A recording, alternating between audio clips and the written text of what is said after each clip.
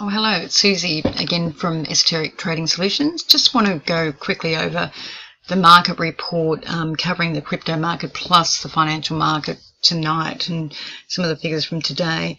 Market generally was down for the crypto market. The only thing that was up was Bitcoin. So all the other altcoins were actually down, as you can see, anything from sort of 1% through to about 13%. So altcoins shed around 5 billion today. There was rumours that people were actually selling down alt calls to buy Bitcoin and to actually get some Bitcoin gold for free access. But again, there's been other rumours that Bitcoin gold is a scam and it may not work. So again, that's all a bit strange. And some people were saying that it was Bittrex that was selling down all the altcoins, but then if you looked at other exchanges, the altcoins were also selling down. So essentially, there are other exchanges that have probably about 70 or 140 of the alternative coins, and they're also being sold down as well.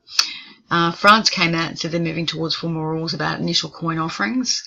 And also Goldman Sachs said they're looking to launch potentially a Bitcoin trading desk, which is interesting. That's in complete dichotomy. JP Morgan, when you had Jamie Dimon come out and say essentially that he thought Bitcoin was a pyramid scheme and a scam. So if the big investment banks come out and say they're going to start trading Bitcoin, this could be all very interesting. You might even get more volatility within Bitcoin. Oracle, the latest tech that has basically announced cloud-based blockchain services platforms. Ethereum hard fork is going to be expected by October the 16th. Bank of England has announced that they're going to be looking at the distributed ledger technology, in other words, decentralized ledger technology, to see how it works and to see how it balances with the computer nodes and the like. You did have the CEO from MasterCard saying that cryptocurrencies are junk, which is interesting because he's in MasterCards and literally cryptocurrency technology could literally put MasterCard out of business. Swiss University is one of the first to accept crypto for tuition. Also, you just recently had Vanuatu who said they're going to accept Bitcoin for residency. So, Bitcoin is starting to get favour in other places. Financial markets, very quickly.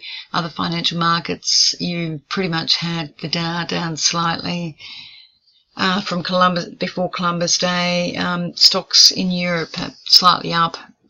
Asia, Hong Kong was down quite a bit, 0.46%. Aussie looks a little bit weak.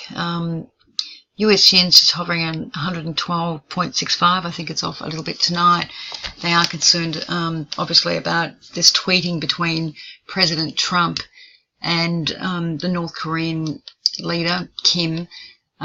Just read all this, going and throwing, essentially, in terms of, the weapons they've got. The North Korean fellow spoke to the Russian President Putin and basically said they do have a long missile that can actually reach the United States. It can go for about 3,000 kilometres. So it's sort of a bit scary, actually, if this stuff keeps going, because you had Trump coming out and said that they could literally blow, North Korea off the planet, off the face of the earth, and it is a bit scary. So gold on the back of that has gone up $12.10. As you can see, it's still under 1,300 US, but it could spike up quite a bit. And just looking down those figures, interest rates are starting to rise. You see 10-year French rates are up at 13 basis points. That's quite a big move, actually, in interest rates. And Spanish yields are up 5.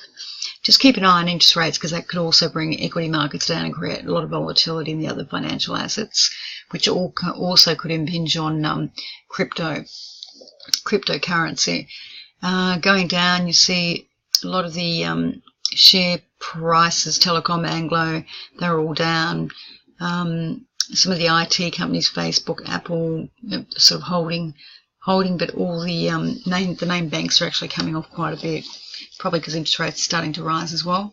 US last night was a Columbus break, but they are back, and you see US dollar weakness tonight. Again, there's some proposal in Spain about this Catalan leader who wants independence. It's causing a bit of trouble over there. Bank of Governor Kuroda still sticking to quantitative easing. UK consumer has to spend more on higher food and clothing prices. Doesn't surprise. I had a friend that went to the UK. She said it was extremely expensive. Again, Merkel got back in and still very pro-immigration, which doesn't seem to be settling very well with the locals in Germany. The Eurozone debate, bailout fund future, still going on. And obviously Turkey's in trouble with something about the suspension of lira and the stock market stumbling. FOMC meeting, their Open Markets Committee meeting, and the Fed will speak this week. That'll be the most protagonist. Essentially, there is some expectation that they will rise rates. I mean, the belief is that the US market is very overheated, the equity market particularly. It's running at 23 times forward PEs.